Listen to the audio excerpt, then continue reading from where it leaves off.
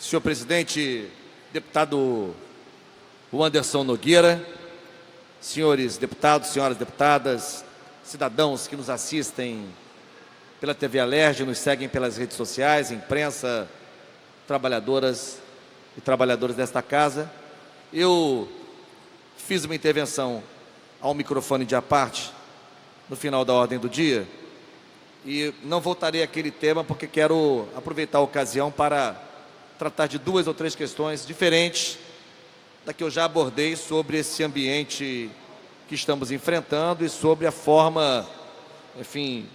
desrespeitosa, desairosa com a qual representantes do Ministério Público Federal se dirigiram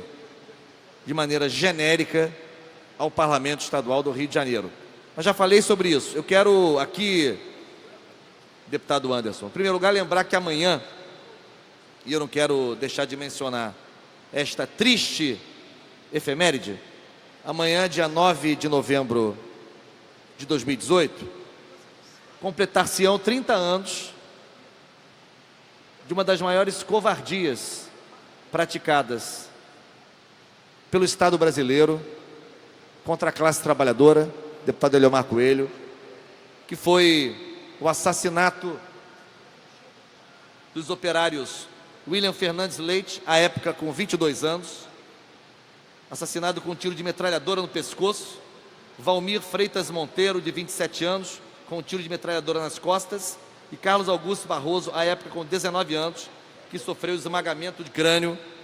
com a violência perpetrada pelo Exército Brasileiro para tentar coibir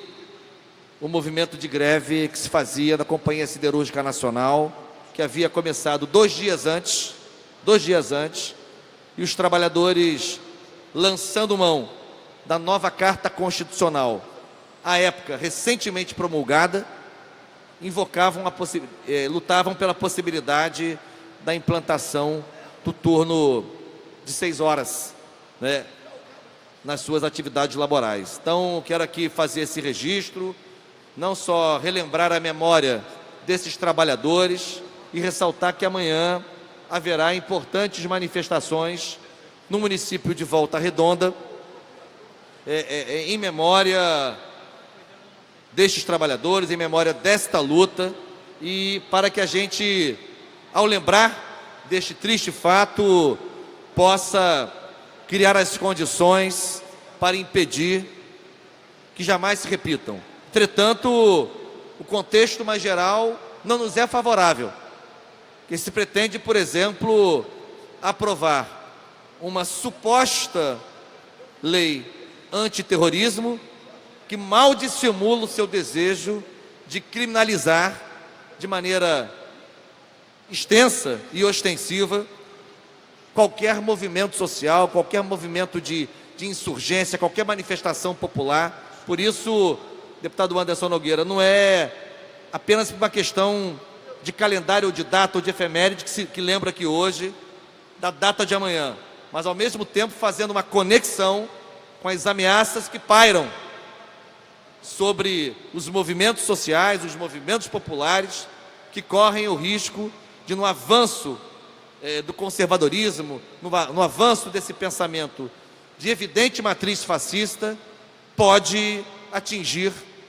uma espécie de ápice que seria criminalizar toda e qualquer manifestação, todo e qualquer movimento popular, todo e qualquer movimento social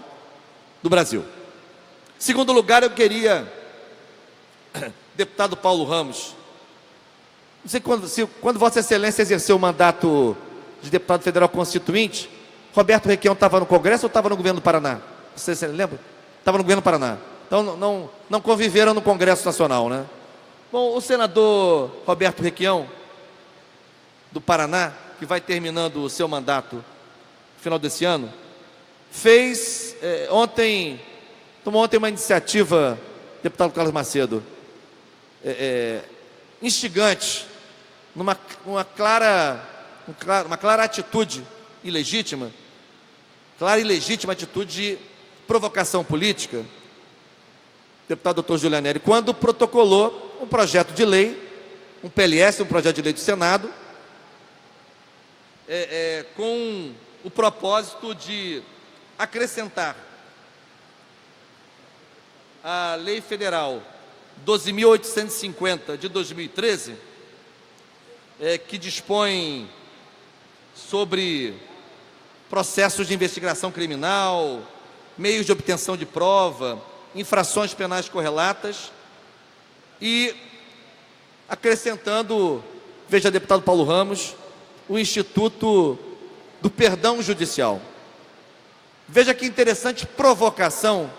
faz o senador Roberto Requião, quando na verdade toma como referência para esta propositura a atitude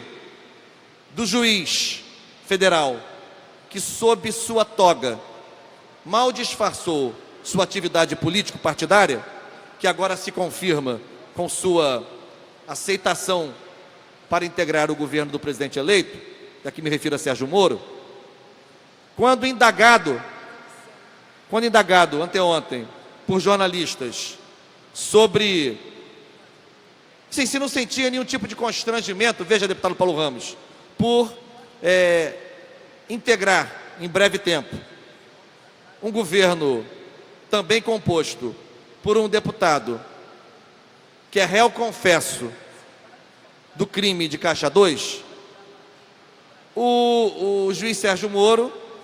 o badalado juiz Sérgio Moro, respondeu que ele já havia se desculpado e admitido o seu erro, e que isso, portanto, passava uma borracha sobre este fato. Diante disso, diante dessa circunstância, o senador Roberto Requião apresentou esse projeto de lei em que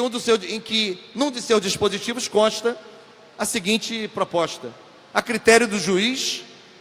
poderá ser concedido perdão judicial em caso de crimes eleitorais contra a administração pública ou contra o sistema financeiro nacional, desde que o réu atenda às seguintes condições: 1. Demonstre arrependimento. 2. Confesse a prática do crime. E 3. Apresente pedido público de perdão e de dispensa de pena. Veja, deputado Paulo Ramos, a engenhosidade, a astúcia e o caráter arguto desta proposta, que é, na verdade, não só uma provocação, presidente Flávio Serafini, como uma forma direta, frontal, de evidenciar esta situação embusteira, burlesca, farsesca, que se configura agora à luz do dia em relação à atitude do juiz Sérgio Moro. Por isso, quero aqui dar publicidade a esse projeto, não imaginando que possa prosperar, nem que tenha sido por parte do próprio senador Requião intenção de vê-lo prosperar, apenas para evidenciar esse quadro que eu reputo dramático para a democracia brasileira e para a convivência dos poderes constituídos da República. E por último, aí sim quero me manifestar, tenho feito quase diariamente, me manifestar sobre mais um anúncio, deputado Flávio Serafini, feito pelo presidente eleito Jair Bolsonaro em relação à composição, à montagem do seu governo, quando anuncia a extinção do Ministério do Trabalho. Anuncia a extinção do Ministério do Trabalho. Ora, para além de demonstrar, como notoriamente se viu durante a campanha, aliás, se viu pouco porque esteve convalescente e não pôde, portanto, apresentar de maneira tão clara, mas além de demonstrar o seu desconhecimento, o seu despreparo para com o papel, as missões dos diferentes órgãos federais, despreparo para com a governança da República, o presidente eleito mostra desapreço também por um princípio fundamental da República, inscrito em seu artigo 1º, inciso 4, que é justamente o trabalho. O trabalho é uma pedra fundamental estruturante, é um pilar da organização republicana. E além disso, deputado Anderson Nogueira, o Ministério do Trabalho tem atribuições que lhes são intrínsecas e específicas, como, por exemplo, zelar pelo cumprimento das leis trabalhistas. Olha aí, já estão adulteradas pela contra-reforma votada e sancionada no governo ilegítimo de Temer. Também a fiscalização do trabalho análogo ao trabalho escravo, ao trabalho infantil,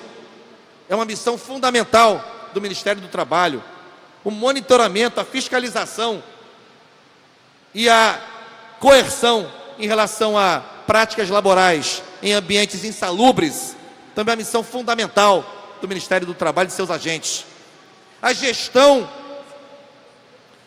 do auxílio-desemprego, fundamental para a sobrevivência, ainda que momentânea, de famílias que veem seus provedores, homens ou mulheres, enfim, caírem no desemprego. Esse é um recurso gerido diretamente pelo Ministério do Trabalho. Então, para além de desconhecer o trabalho, a atividade laboral, como um princípio constitutivo, fundador da organização republicana, para além de desconhecer as missões fundamentais, cumpridas exclusivamente pelo Ministério do Trabalho, além disso, a extinção do Ministério do Trabalho representaria mais uma dura pancada, mais um duro golpe na justiça do trabalho, na preservação e na proteção dos hoje apequenados direitos trabalhistas, como já aconteceu com a contra-reforma do trabalho, trabalhista, que apequenou o Ministério Público do Trabalho, apequenou a Justiça do Trabalho. Então, quero aqui me associar ao movimento de advogados trabalhistas que no Brasil inteiro já se pronunciaram de maneira não surpresa, mas crítica a este anúncio. Concluindo, deputado Valdez. Para concluir, mais este anúncio disparatado, absolutamente desbussolado, se me permite, deputado Eliomar Coelho, que cunhou esse vocábulo aqui na nossa atividade parlamentar aqui no Legislativo Estadual, mas é absurda a possibilidade de que o Brasil venha a funcionar sem o Ministério do Trabalho, sem a proteção